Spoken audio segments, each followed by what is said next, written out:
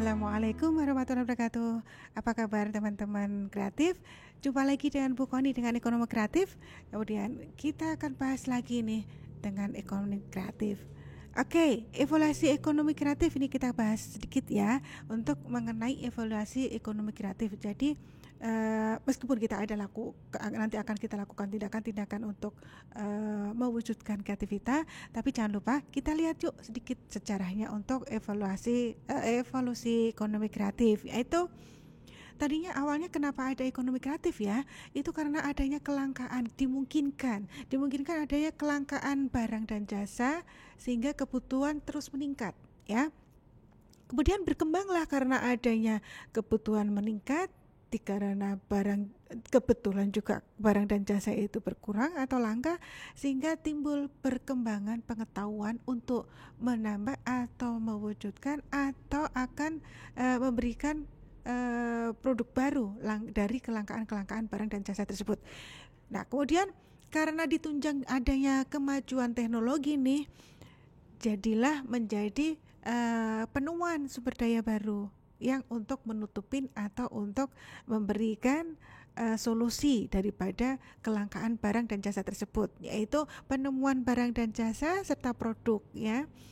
Kemudian kelangkaan barang dan jasa dan kebutuhan yang terus meningkat telah mendorong usaha manusia untuk mengembangkan ilmu pengetahuan ya, karena kalau udah kelangkaan itu terjadi terus menerus kemudian sampai bahkan sama sekali tidak ada, itu akan menjadikan atau pasti akan menimbulkan sebuah masalah bagi kehidupan khalayak. Nah, makanya timbullah ini adanya pengetahuan untuk mencari solusi. Kemudian adanya perkembangan ilmu pengetahuan telah mendorong kemajuan teknologi dong. Nah, dengan adanya kemajuan teknologi berarti akan timbul nih adanya solusi.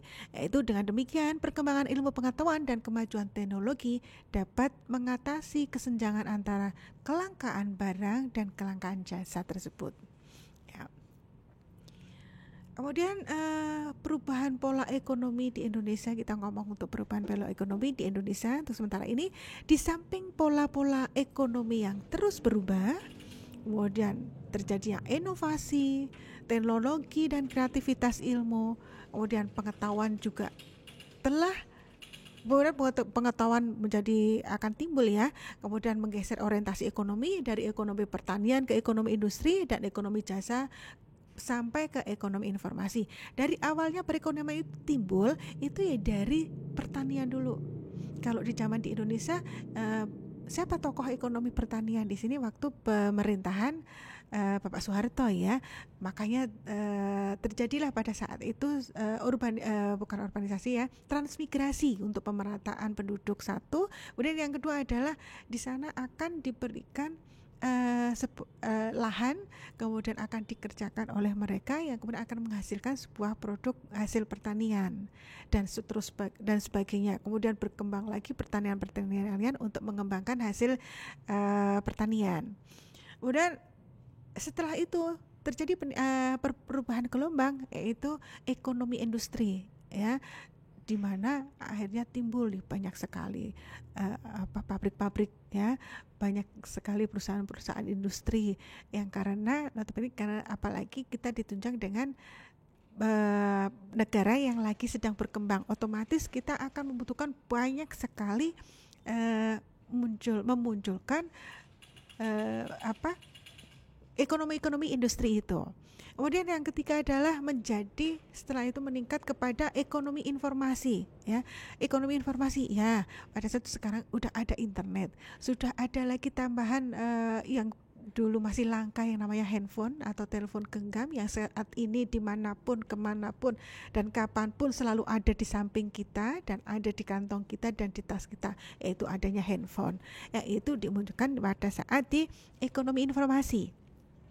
Setelah berkembangnya ekonomi informasi, sekarang adanya ekonomi kreatif. Nah, di sini dikembangkanlah dari ilmu-ilmu yang sebelumnya dari ekonomi pertanian, kemudian berkembang menjadi ekonomi industri, berubahan lagi gelombang berikutnya ekonomi informasi, dan sekarang ini digalakkannya ekonomi kreatif. Ya, ini adalah gambar atau pola pergeseran orientasi dan gelombang ekonomi, ya, sumbernya dari Departemen Perdagangan. Perubahan-perubahan orientasi ekonomi tersebut oleh Hawkins dikenal juga nih gelombang ekonomi, dan sekarang memasuki gelombang ekonomi keempat, yaitu gelombang ekonomi kreatif. Jadi untuk saat ini ya, kalau kita jumpain, kita lihat bahwa berita-berita sekarang ini perekonomian kita ada memasuki gelombang ekonomi 4. Ya, yang dimaksud di situ adalah ekonomi kreatif. Sejak 2001 kita telah memasuki era baru, yaitu era ekonomi kreatif. Yang sebelumnya adalah era ekonomi informasi. Ekonomi kreatif ini merupakan kegiatan ekonomi yang digerakkan oleh industri kreatif yang mengutamakan peranan kekayaan intelektual. Di industri ini sendiri digerakkan oleh para entrepreneur, ya, terutama diutamakan oleh para entrepreneur. Karena apa? Karena kita memang mengembangkan seperti pada podcast sebelumnya, mengembangkan sebuah ide, kemudian wacana, mengembangkan sebuah imajinasi, kemudian akan diwujudkan menjadi sebuah produk yang akan menghasilkan sebuah nilai, ya. Yang nilai itu otomatis akan menjadikan sebuah penghasilan bagi masyarakat. Nah, kegiatan ini mengutamakan peranan kekayaan intelektual. Kemudian isu kreatif ini pun digerakkan oleh para entrepreneur usaha. Makanya teman-teman kreatif di sini nanti pada saat di kelas kita akan insya Allah bisa mewujudkan, ya, dari ide-ide kreatif teman-teman kreatif di sini. Ya. Nah, untuk gelombang ekonomi baru di dunia, tadi kita membicarakan ekonomi kreatif di Indonesia. Nah, sekarang kita akan membicarakan untuk gelombang ekonomi baru di dunia yang tentunya tidak jauh dari ekonomi kreatif yang sekarang ini. Usaha-usaha secara kreatif sebenarnya telah ada sejak manusia memiliki peradaban. Kenapa disebutkan seperti itu? Karena belum akan disebut sebuah suatu ekonomi yang kreatif karena apa? Baru pada usaha-usaha untuk memenuhi kebutuhan hidup. Sebenarnya sudah ada, tapi waktu itu disebutnya adalah hanya memenuhi kebutuhan hidup. Ya, kalau sekarang disebutnya menjadi ekonomi kreatif. Sebenarnya sama kan, untuk memenuhi kebutuhan hidup juga. Dan kemudian karena belum dikembangkan secara komersial dalam bentuk kekayaan intelektual, maka belum disebut pada saat itu sebagai ekonomi kreatif. Misalnya hidup berpindah-pindah atau nomaden, ya. Kemudian untuk mencari sumber-sumber bahan makan baru, berburu, bercocok tanam dan berkebun, bertukaran barang dengan barang yang disebut dengan barter pada saat itu, dan berdagang itu sebenarnya sudah merupakan sebuah ekonomi kreatif. Cuman belum disebut sebagai ekonomi kreatif seperti pada saat gelombang saat ini. Kemudian pada era revolusi industri yang terjadi pada abad ke-17, usaha kreatif mulai berkembang tuh melalui penemuan mesin-mesin industri, kemudian teknologi baru, ya, mampu menciptakan berbagai produk-produk barang dan jasa secara massal, ya. Nah, di berbagai negara, ekonomi kreatif berperan sekali dan sangat besar dalam menciptakan kemajuan dan kesejahteraan. Ekonomi kreatif dapat menciptakan kesempatan kerja, meningkatkan pendapatan, mengurangi kemiskinan dan pengangguran terutama itu, dan bahkan sebagai pendorong perkembangan dan pertumbuhan ekonomi yang berkelanjutan, yang sustainable. Dan seperti dikemukakan oleh Hawkins, ya, bahwa kesejahteraan masyarakat di negara-negara maju seperti Amerika Serikat, Jepang, Korea, Cina, dan di negara-negara lain di Eropa pada umumnya meningkatkan 2-3 kali lipat, ya, berasal dari perkembangan ekonomi kreatif ini, ya. Meskipun dari sejak bahala sampai sekarang sama itu, bahwa dari awalnya adalah untuk memenuhi kebutuhan hidup yang kemudian dikembangkanlah menjadi sebuah ide baru, kreasi baru yang kemudian diwujudkan menjadi sebuah produk baru, baik itu perubahan yang belum ada menjadi ada, kemudian baik perubahan itu baik produk itu adanya inovasi, ya, kemudian ada perubahan untuk mendapatkan sebuah produk unggulan dan seterusnya. Jadi dari situ awalnya bahwa karena kita harus mengembangkan, karena sumber daya alam pun itu memiliki keterbatasan. Oke, teman-teman, untuk referensi saya, untuk referensi dari Bu Koni, ini selain buku-buku boleh dibuka dari dari jurnal atau kemudian dari artikel-artikel itu bisa dikombin ya, bisa dikembangkan. Jadi sini kita hanya sharing aja, dan ada karena keterbatasan waktu hanya Ibu Koni ringkas jadi menjadi dari beberapa referensi kemudian kita jadikan satu. Yang jelas untuk update ekonomi kreatif itu kita harus tahu nih bahwa pola itu dari mana ya, pola itu dari apa, kemudian akan kenapa kita harus kembangkan, karena kita tidak bisa mengandalkan kebutuhan hidup kita itu dari sumber daya alam yang ada, karena suatu saat sumber daya alam akan mengalami kepunahan atau berkurang banyak, atau akan mengalami yang namanya harus ada pemberdayaan lagi, harus ada regenerasi lagi dari kebutuhan sumber daya alam. Tapi tidak semudah itu juga, sehingga sekarang dunia ini secara mengglobal akan memberikan kemajuan di sumber daya manusianya. Ya, jadi kenapa di sini ada ekonomi kreatif. Kemudian dalam pertemuan nanti ya, Ibu harap kita mencetak atau menciptakan kelompok-kelompok calon entrepreneur yang sukses ya, yang nantinya akan bisa dikembangkan sendiri tuh sama teman-teman kreatif ya. Nanti bisa kita sharing, kita